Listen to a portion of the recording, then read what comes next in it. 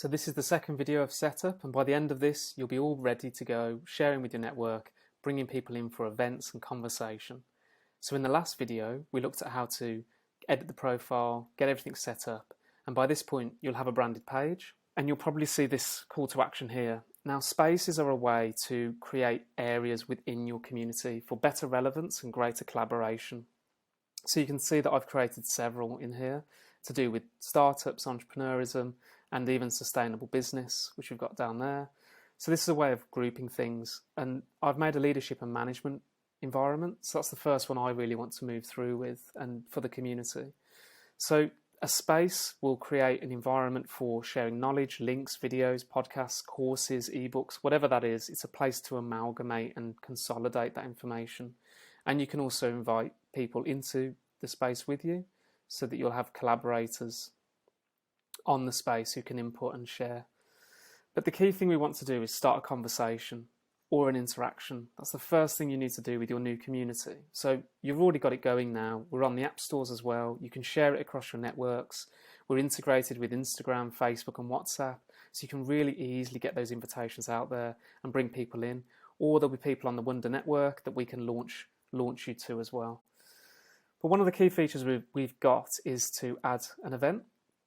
And I've made one earlier around leadership, and this is to do with culture and healthy conflict in teams. So I want to bring people together around these topics. I want to do this in a really informal fashion to begin with, so it's a campfire or just a chat. Nothing too big, nothing too grand. We're all Zoom fatigued as it is. So I've just said a bit of a description about what's going on and the typical things you'd expect an event to be able to do. But then we also have a way to set the mood. So I'm going to make this audio only, so you don't have to have your cameras on. And I'm going to allow people to just go for a walk in the park or in the woods if they want to. So it's completely relaxed. You can also set it to be, you don't even need to get dressed. Or on the flip side, maybe it's cameras on and we want to make sure it's an input session. People are learning on this conversation. So we allow people to know what's happening at this event before they sign up. And what that does is it will launch an event which you can share with the rest of your network.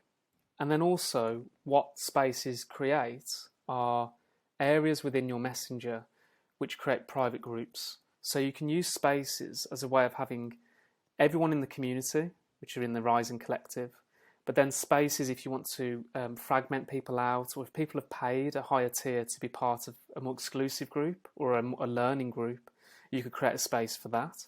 Or the way I've used them is just to create different conversations about different topics, typically in WhatsApp or in LinkedIn or even in Facebook.